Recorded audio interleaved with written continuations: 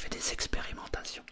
J'ai acheté cette tête, j'ai démonté ici, j'ai creusé, j'ai acheté un micro, comme ça, à deux têtes.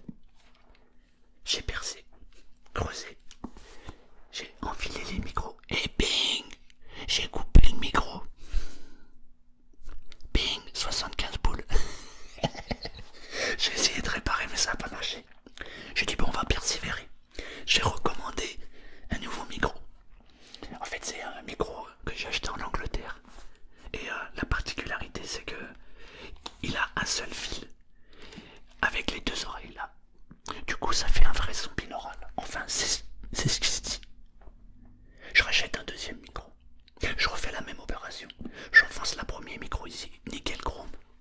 J'enfonce le deuxième, bing, 75 boules à la poubelle. Tu sais quoi, tu sais quoi, toi, tu vas te calmer, hein. Tu vas te calmer, vraiment. Tu m'as coûté 150 boules quand même, hein. Du coup, j'ai racheté un micro à 1 €. J'ai dit, c'est bon, 1 €, tu mérites pas plus. En fait, non, 2 € parce que j'ai acheté deux micros. Et du coup, j'ai mis deux fils et j'ai acheté un adaptateur. Comme ça, je peux le mettre sur l'ordi et sortir du son binaural. Et bah, tu sais quoi? Ça marche pas. Ça marche pas. En vrai, vous savez quoi? Je suis pas du tout bricoleur. En fait, je bricole par nécessité. Quand j'ai pas le choix. Mais quand j'ai le choix, je le fais pas. Alors du coup, bah ça n'a pas marché. Encore une fois. Alors là, j'ai dit stop, j'abandonne. Alors j'ai un message. Si parmi vous il y a un bricoleur qui est prêt à me concocter une tête comme ça, je serais ravi. La tête là, ça vaut dans les 8 à 10 €. Le micro, alors j'ai vu des tutos. Moi j'avais acheté deux micros à 75 balles parce que je voulais vraiment un truc de qualité. Mais en fait il paraît qu'il n'y a pas besoin. J'ai écouté des tutos, même avec un micro à 1 € ça marche. 1 €. Donc je lance un message. Si quelqu'un est capable de me faire une tête comme ça, ou le son, je pourrais m'approcher et faire un son de ouf. Je suis preneur. T'es d'accord? J'ai la tête, mais ça marche pas. Bref. On se sert quand même de sa tête avec des sons de tapping.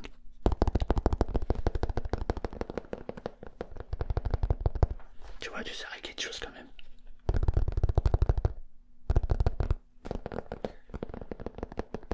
Alors vous êtes très nombreux à m'avoir demandé pourquoi j'ai quitté l'application Tingles. Ah, c'est dommage, je peux pas le mettre là. On va voir le haut de son crâne. Et vous savez à quoi ça me fait penser?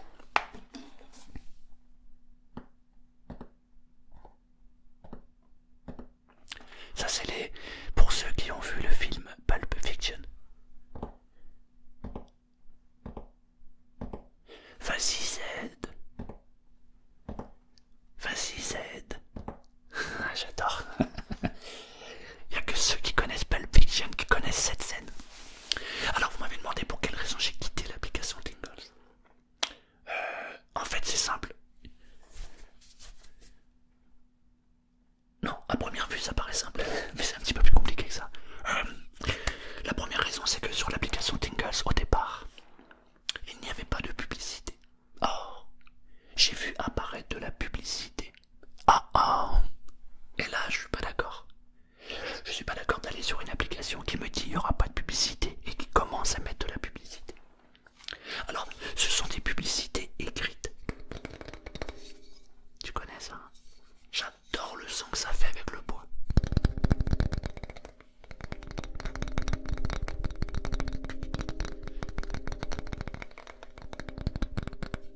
Franchement, c'est une tuerie.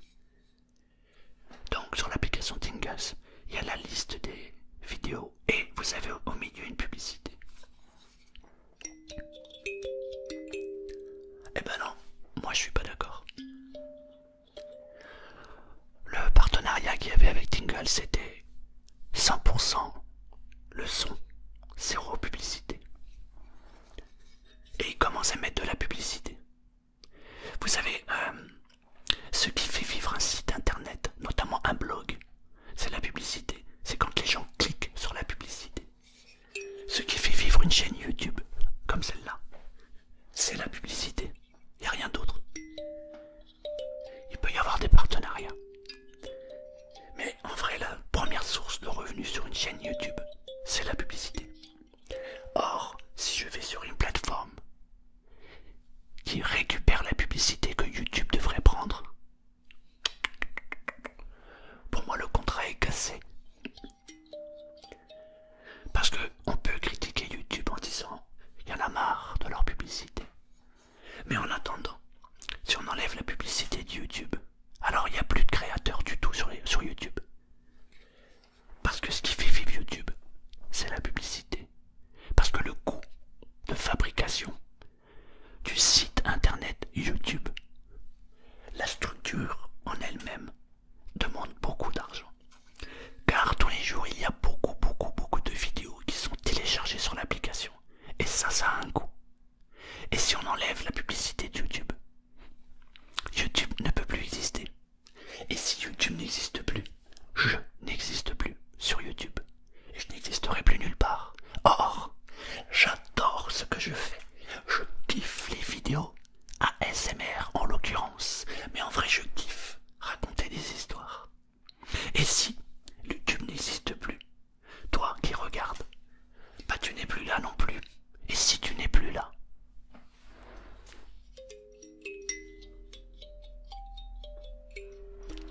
bah pour moi ça sera plus pareil. Tu vois le truc. Alors j'ai préféré quitter l'application. Mais en même temps, c'est pas si dramatique que ça non plus. Parce que tu peux quand même me suivre ici, sur YouTube. Mais pense à ça. Si on retire la publicité de YouTube, YouTube n'existe plus. Et par conséquent, Tingles n'existe pas. Voilà.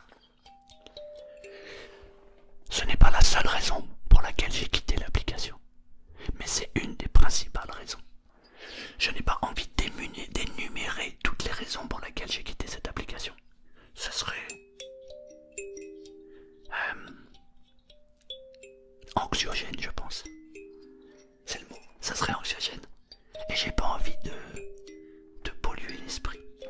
Mais retiens juste que on peut critiquer YouTube, on peut dire ce qu'on veut. Mais s'il n'y a pas YouTube, il n'y a pas Selmar.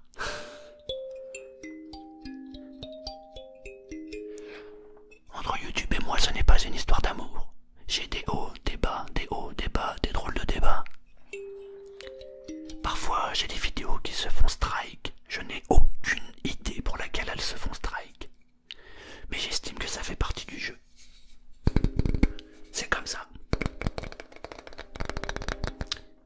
Mais si on enlève YouTube, on enlève Selmar.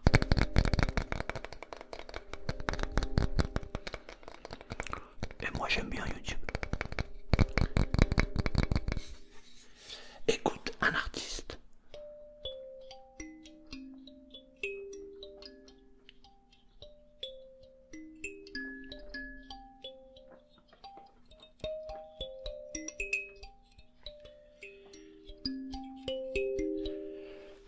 Ans d'études dans la musique.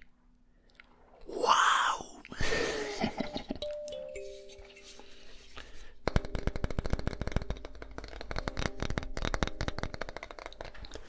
Je vois de plus en plus de vidéos qui parlent de l'avenir de YouTube. Il y a des fois c'est très intéressant. Il y a des fois où je partage le point de vue des gens qui en parlent. Du coup je vais te dire mon avis. La première question c'est: est-ce que YouTube est en train de devenir de la télévision? Moi je pense que oui. Et non. En tout cas pour le moment. J'ai lu un article hier qui disait que YouTube allait fermer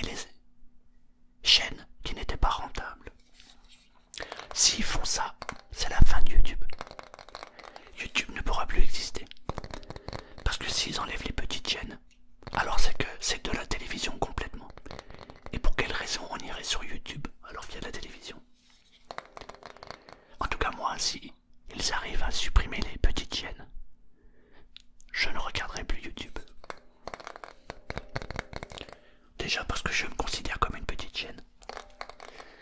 Et ça serait dommage qu'on me supprime. Et grâce à YouTube, j'ai progressé dans énormément de domaines. Notamment dans l'hypnose. J'ai suivi 2 formations complètes. Mais j'ai décortiqué des centaines et des centaines de vidéos d'hypnose pour comprendre le processus. Le processus. Parce que je suis quelqu'un quand il commence quelque chose. Oh là là, j'ai du mal. Je suis quelqu'un qui, quand il commence quelque chose, eh ben, j'aime bien aller au bout des choses. Et je me dis que si YouTube supprime les petites chaînes, waouh, je vais faire quoi moi? Bah rien, je vais rien faire, j'arrêterai tout simplement de regarder YouTube. Et la question c'est, est-ce que YouTube est en train de devenir de la télévision? Bah c'est vrai que quand je regarde les tendances YouTube, waouh, waouh, c'est impressionnant. Alors, je vais manger bleu pendant 24 heures. T'es sérieux là? Je vais manger bleu, blanc et vert pendant 24 heures. T'es vraiment sérieux? Je vais vivre attaché pendant 12 heures.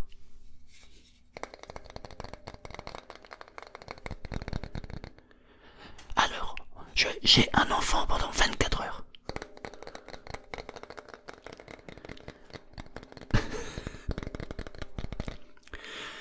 Voici ma nouvelle palette de maquillage.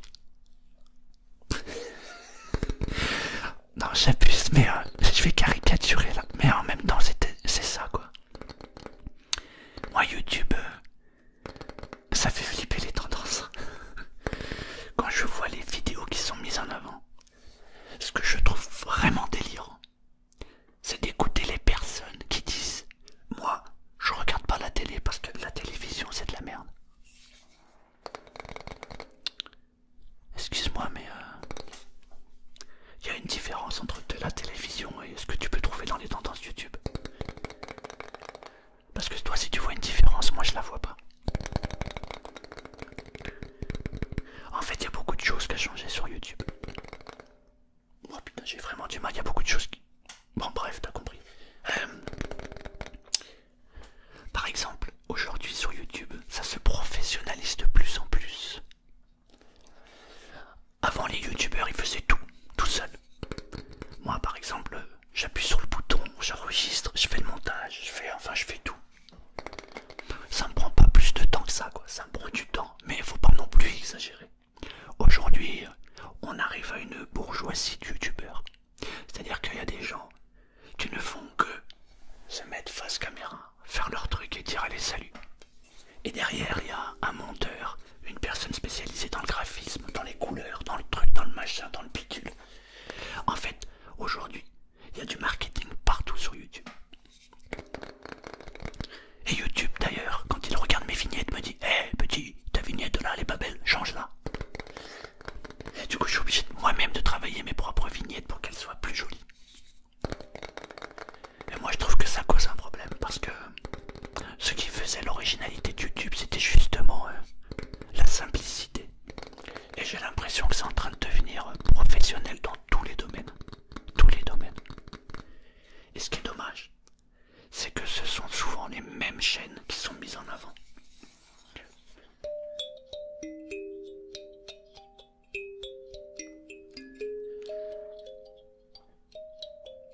Finalement, YouTube, c'est en train de devenir la télévision. C'est la télévision des jeunes, tout simplement. L'argument de base, c'est de dire oui, mais l'avantage avec YouTube, c'est que je peux choisir ce que je veux regarder. Je suis tout à fait d'accord. Mais est-ce que ça va durer longtemps? Ça, c'est la grande question. Parce qu'il y a une réalité économique. Cette vidéo, elle est hébergée sur un serveur. certain poids, le serveur qui héberge cette vidéo devient de plus en plus grand parce qu'il y a des millions et des millions. Je me demande d'ailleurs s'il n'y a pas un ou quelques milliards de vidéos sur cette plateforme.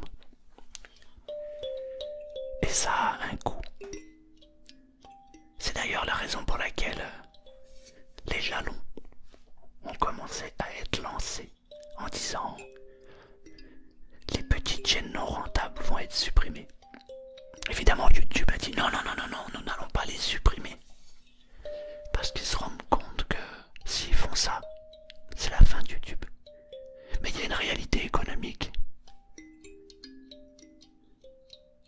C'est qu'il faut bien les héberger toutes les vidéos. Et que ça coûte de l'argent. Et la publicité, tu peux en mettre une, deux devant chaque vidéo.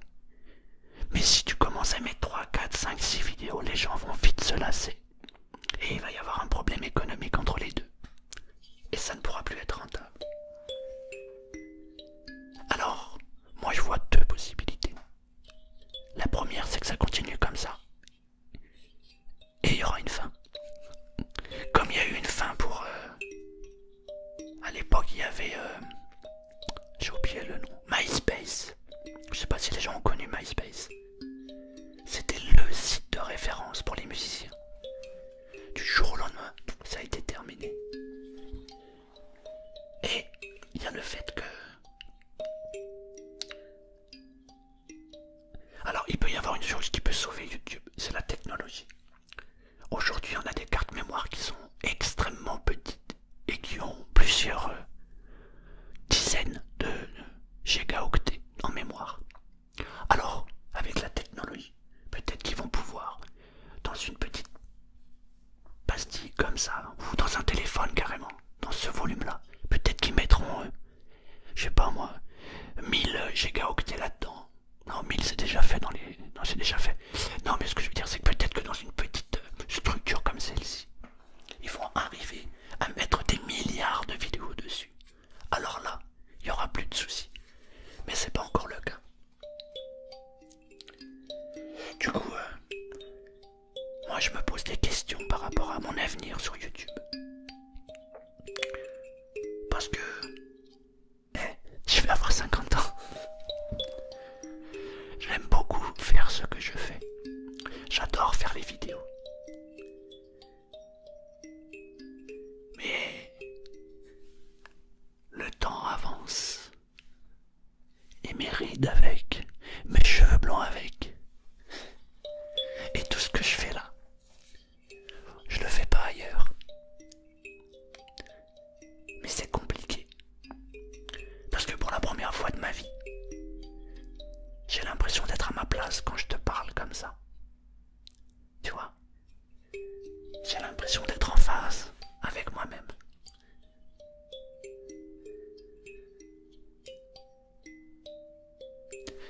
Tu sais, dans ma vie, j'ai fait 50 000, non, 50 000, non, mais j'ai fait 50 métiers différents. J'ai pratiquement tout essayé parce que je suis curieux, de nature très très curieux. Et c'est la première fois où je kiffe, mais grave, ce que je fais. Alors en fait, finalement je me dis, ça sert à rien de penser à l'avenir de quoi que ce soit. On fait, c'est tout. Je profite du moment présent. Mon moment présent, c'est mon moment d'échange avec toi. C'est le fait de raconter des choses, de raconter des histoires, de faire des roleplays, de jouer avec des sons, de jouer avec la voix aussi, une voix apaisante. Grâce à YouTube, j'ai eu envie de me former à l'hypnose. Ça fait 3 ans maintenant que je me forme à l'hypnose. J'adore ça. Grâce à YouTube, j'ai appris à manier une caméra. J'ai appris à jouer avec les images. J'ai appris à faire des réglages de micro. J'ai appris à jouer avec le son. J'ai fait